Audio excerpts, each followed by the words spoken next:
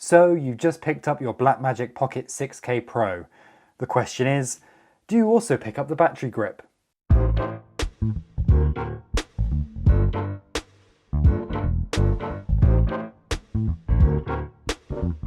Hello, my name is Jonathan Palfrey and welcome back to my YouTube channel. Please like and subscribe right now before I forget to tell you later on. Today I just wanted to talk to you about the Blackmagic Pocket 6K battery grip. I bought this with the camera a week ago and I've been using the camera a lot in the last week, just getting an idea of what it's like to use. I've actually already used it on one job as well. It's really given me a good chance to see how the camera works and whether the battery grip is a useful addition when buying the camera. The question really is, do you need this battery grip? And that's what we'll try and figure out throughout this video. Because for some people it may be an obvious choice, while for others there could be better options out there, or maybe you don't need it at all. And I've seen people asking on the forums about this, whether they should go ahead and buy one, or whether they should go down the V-Lock option, or whether they should just go kind of the bare Blackmagic Pocket 6K as it is. And to be honest, I think it really depends on how you like to shoot and what type of stuff you're actually going to be filming. So before we figure out whether you need it or not, let's have a look at the build quality. I've got to say the build quality of this battery grip is really good. It's really solid, it's just like the actual camera. It feels a lot more well built than the Pocket 4K and the Pocket 6K. I never had the original battery grip, so I can't really compare it to that. But just from using other battery grips in the past, this is just as solid as any other one from any other brand. The thing that's really unique about this battery grip over pretty much all the competition though, is using these pins to actually connect to the main camera. Normally battery grips usually have some sort of like dummy connection here, and instead they've gone with a pin design at the front, which is actually a really clever design. It means that then this can be a lot slimmer, and it means that you can keep a battery inside the camera itself, meaning you get 3 batteries rather than just 2. So that makes the battery grip a lot more useful than most other battery grips that exist, because you're not just doubling the battery life, you're tripling it. And that does make a big difference, especially on cameras that perhaps don't have great battery life. Speaking of battery life, how good is it? Well, I haven't done any of those sort of tests where I point a camera at a time code and let it run until it runs out and we all see whether it's done well or not. I think there's enough people who have done that. You can watch, I'm sure you've seen plenty of videos that show that. How I've compared it is just by using it in real world use. I've taken it out, I've used it, I've sort of timed how long it survived when I've just been filming like normal and like how really you would. From using the camera on its own with the normal battery inside that comes with the camera, you can easily get a good hour of use out of the camera. If it's continuously recording, you're probably going to be looking at 45 minutes to 50 minutes, which is still very good and much better than the Pocket 4K and 6K. The big advantage with the Pocket 6K Pro, which I'll do more detail of in the future, is that actually the battery life goes down at a much more consistent rate. So you don't have that big drop off when you get to like 30% like before. Now the battery just slowly goes down all the way, and it pretty much is quite predictable where it's going to run out. So that's a big upgrade and makes a huge difference to actually using it. In terms of then combining it with the battery grip, well, it's quite simple really. It just triples your battery life. Realistically, in the real world, when you're just turning the camera on and off and hitting record and stopping record, you probably could get 3 hours out of this battery grip quite reliably. I would say there's a good chance you'll be getting that on a regular basis. Now, of course, if you're filming a conference or something, or a very long interview and you're just continuously recording, it won't last that long. You're probably looking more along the lines of about 2.5 hours. However, that's still quite an achievement and a big upgrade from the older cameras. I have also been using some Amazon batteries as well, just those cheap ones you can find online. And even though the capacity of those batteries is smaller, they're still quite impressive in getting 40 minutes off each battery and about 2.5 hours continuous recording when using with the grip. So this is all sounding pretty good. I mean, a 3-hour battery life out of a very self-contained package. Why wouldn't you go for this grip? Well, it's not all positives, and there are things that maybe make you think twice about whether you want to go ahead with this grip or whether you even actually do need it. The first one is, well, the battery life.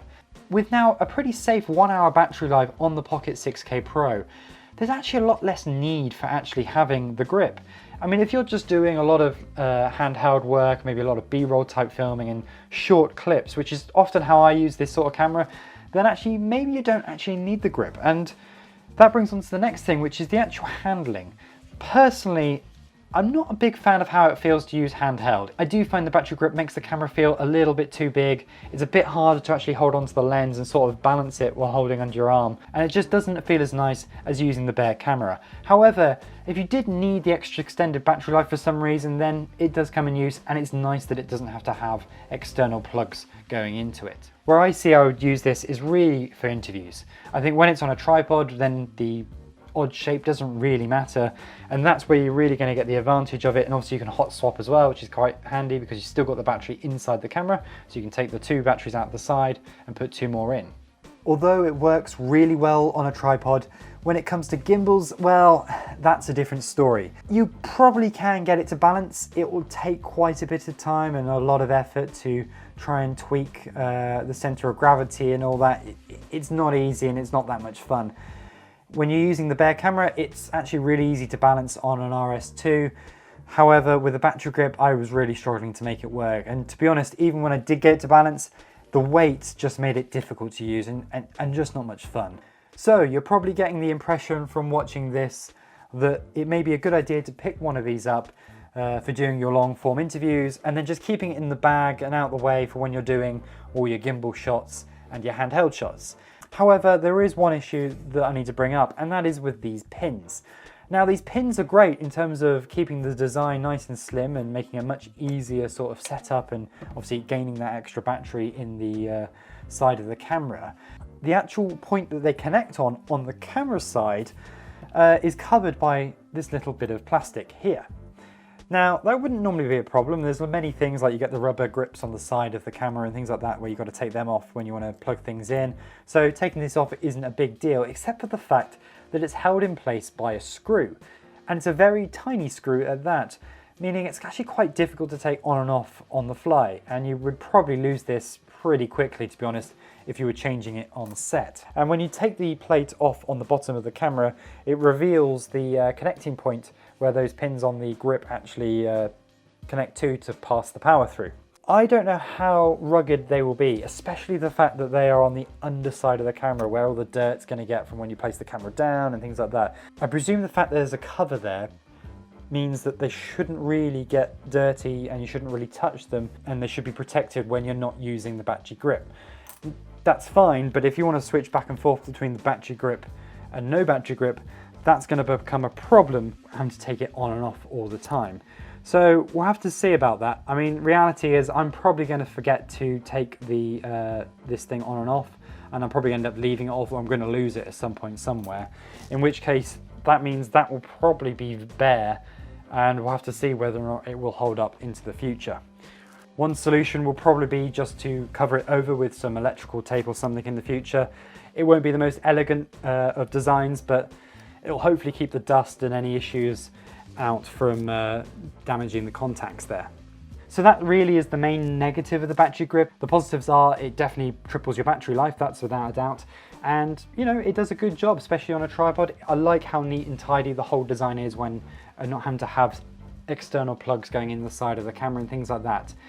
If you've already got one, then I think it will do a fine job, and certainly no issues with it in terms of using it. Personally, I will take it off when I'm doing any gimbal work, and I'll probably take it off when doing any handheld work too.